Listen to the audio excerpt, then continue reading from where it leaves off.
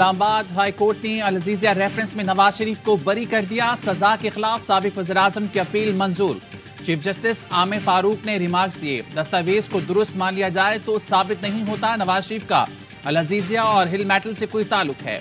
वाजिद ज़िया तो खुद मान रहा है कि मिल्कियत साबित करने का सबूत नहीं, मफरूजे पर तो कभी सजा नहीं होती है। दौरान समाअत नैब प्रोसिक्यूटर ने कहा, वाजिद ज़िया ने नतीजा अक्स किया, नवाज शरीफ ही असल मालिक हैं। हमारा केस ही वाजिद ज़िया के नतीजे की बुनियाद पर है। एहतसाब अदालत इस्लामाबाद ने 24 दिसंबर 2018 को अल अजीजिया स्टील मिल्स रेफरेंस में 7 साल कैद और जुर्माने की सजा सुनाई थी। नवाज शरीफ एवनफील्ड रेफरेंस में पहले ही बरी हो चुके हैं।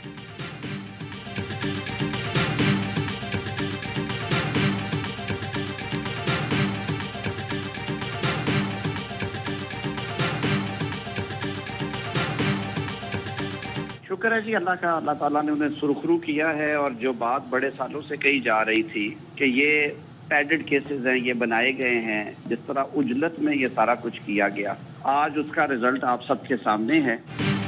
नवाज शरीफ की नाअहली आज खत्म हो गई। नवाज शरीफ अदालत से सुरखरू हुए। नून लीग रहनुमा आजम नजीर तारड़ का रद्द-ए-अमल।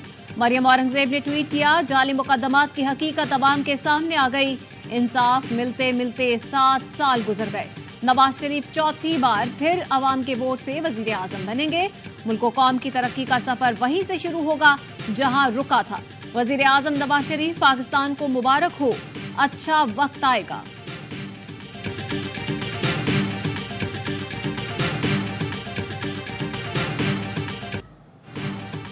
मेयर कराची के खिलाफ तहरीक अदम एतमाद की तैयारी शुरू कर दी। अमीर जमात इस्लामी कराची हाफिज नईमुर रहमान कहते हैं, सिंध में पीपल्स पार्टी की हुकूमत नहीं बनेगी। इस बार पीपल्स पार्टी लोगों को भी नहीं उठा सकेगी। मुर्तजा वहाब का रद्द-ए-अमल, बोले जमात इस्लामी को मुर्तजा वहाब और सलमान अब्दुल्ला पसंद नहीं तो बयान के जरिए नहीं बल्कि अमली तौर पर तहरीक अदम एतमाद ले आएं, अपने नंबर्स पूरे कर लें, लक पता जाएगा। मेयर कराची मुर्तजा वहाब ने इब्राहिम हैदरी से बतौर यूसी चेयरमैन ओहदे का हलफ उठा लिया। डिप्टी मेयर सलमान अब्दुल्ला मुराद ने मलिर की यूसी से बतौर चेयरमैन ओहदे का हलफ उठाया।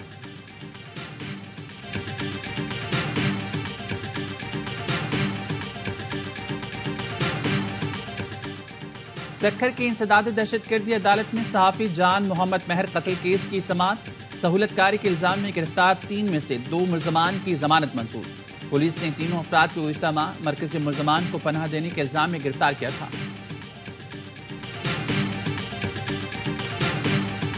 30 दिसंबर को इंशाल्लाह ताला प्रोजेक्ट रेनोवेशन का कंप्लीट हो जाएगा। 108 बेड इसमें इंक्रीज भी हो जाएंगे। हमने सैटेलाइट क्लिनिक्स इस हॉस्पिटल से रिलेटेड बनाए हैं। कोट ख्वाजा सईद में बनाया है, दूसरा शादरा हॉस्पिटल में बनाया है, ताकि अगर वहाँ पे हार्ट का पेशेंट आता है तो वहीं पे उसको इनिशियल ट्रीटमेंट हो जाए।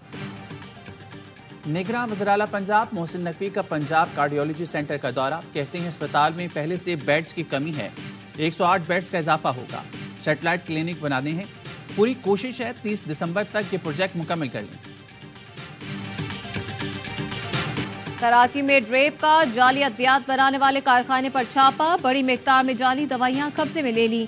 तर्जुमान वजारत सेहत का कहना है कि पुलिस ने कारखाने के मालिक और 5 अफराद को गिरफ्तार कर लिया।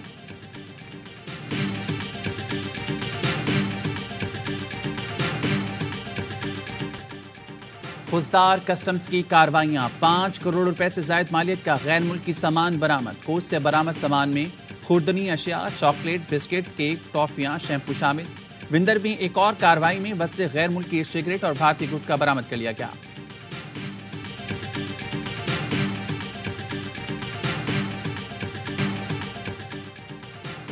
वेस्ट इंडीज के फिल सिमंस कराची किंग्स के हेड कोच मुकर्रर। पीएसएल की मकबूल तरीन टीम की कोचिंग मिलने पर फिल सिमंस पुरजोश, बोले कराची किंग्स मुनफरिद रूप में नजर आएगी, टीम को मैच विनिंग यूनिट में बदल देंगे।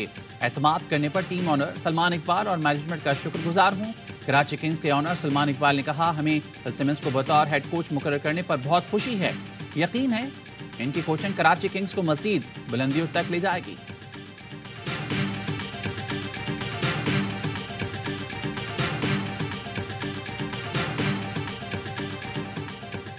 भुट्टो की सजा के खिलाफ सदारती रेफरेंस की पहली समाअत। जस्टिस मंसूर अली शाह ने समाअत की कानूनी हैसियत पर सवाल उठा दिए।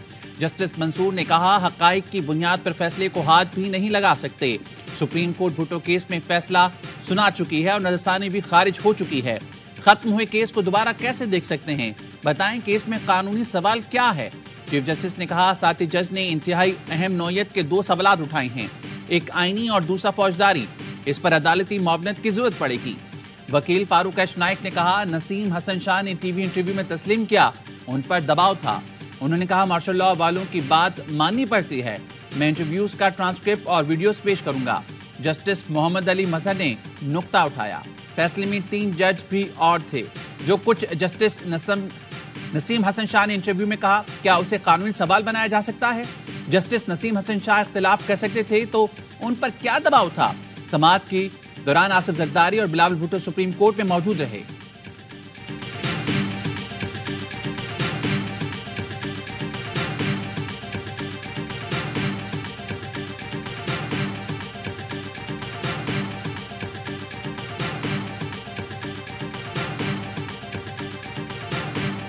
The last time when the matter was fixed in court was on 12th of November 2012, but unfortunately thereafter the matter was not fixed in court and has remained pending. बदकिस्मती से जुल्फिकार भुट्टो की सजा से मुतालिक सदारती रेफरेंस 11 साल से सुना ही नहीं गया। इस रेफरेंस पर फैसला होना जरूरी है। सदारती रेफरेंस पर समाअत के दौरान चीफ जस्टिस काजी फायज ईसा के रिमार्क्स। समाअत जनवरी तक मुलतवी कर दी। मुख्तसर हुक्मनामा लिखवाते हुए कहा, हाई कोर्ट का अदालती दायरा इख्तियार देखा जाएगा कि कत्ल केस बराह रास्त कैसे सुना। अदालत वादा माफ गवाहों के बयानात और हकायक पर भी मुआवनत चाहती है। जुल्फिकार भुट्टो के वरसा में कोई भी फरीक बनने की दरख्वास्त दे सकता है। अदालत ने साबिक चीफ जस्टिस नसीम हसन शाह और जस्टिस दुर्राब पटेल के इंटरव्यूज के मुकम्मल ट्रांसक्रिप्ट भी तलब कर लिए। जस्टिस रिटायर मंजूर मलिक को अदालती मुआवन मुकर्रर करने का फैसला। दीगर मुआवनीन से भी राय तलब की जाएगी। अहमद रजा कसूरी ने रजा रबानी के नाम पर एतराज उठाते हुए कहा, अदालती मुआवन गैर जानिबदार होना चाहिए।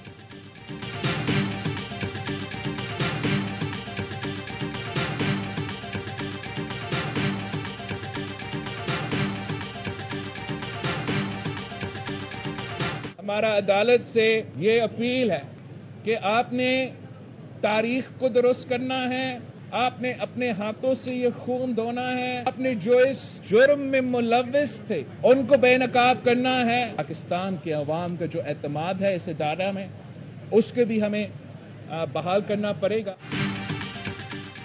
तारीख और कानून को दुरुस्त करना है। उम्मीद है अदलिया फैसला करेगी।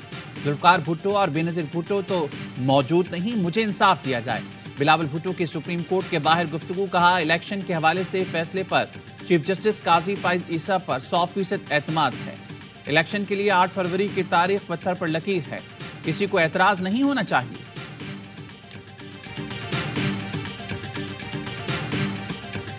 मौजूदा सेटअप 2 साल जारी रहना चाहिए। मईशत की मुकम्मल बहाली के लिए पॉलिसियों का तसलसल जरूरी है। नेगरा वजीर आजम से कारोबारी शख्सियात से मुलाकात की अंदरूनी कहानी सामने आ गई। जराये के मुताबिक मुलाकात में ताजिरों की अक्सरियत ने नेगरा सेटअप को जारी रखने का मुतालबा किया। अनवारुल हक काकड़ ने चंद रोज कबल पाकिस्तान स्टॉक एक्सचेंज कराची का दौरा किया था।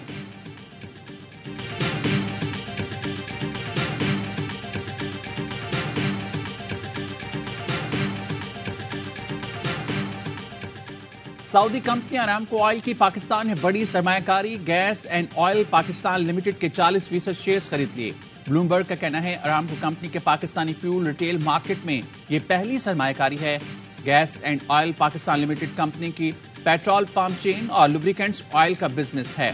कंपनी के रिटेल स्टेशन के जरिए अरामको अपनी रिफाइंड मसनूआत फरोख्त करेगा।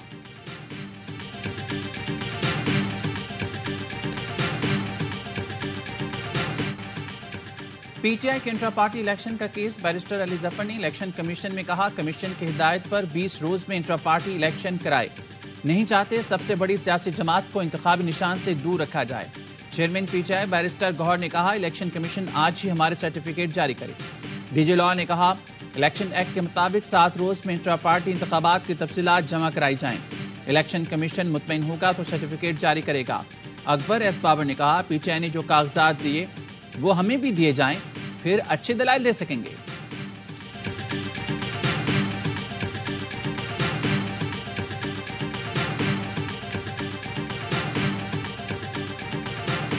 सिर्फ एक जमात को निशाना बनाया जा रहा है। पीटीआई किसी सूरत इलेक्शन का बॉयकॉट नहीं करेगी। Chairman PTI barrister Gauhar Ali Khan कहते हैं, जिस तरह पीटीआई ने इलेक्शन करवाए किसी ने नहीं कराए। इलेक्शन कमीशन से इस्तदा है, ऑर्डर बहुत पास हो गए, अब सर्टिफिकेट जारी किया जाए। एक दरख्वास्त गुजार ने प्रेस कॉन्फ्रेंस की थी, उसको हमने निकाला हुआ है।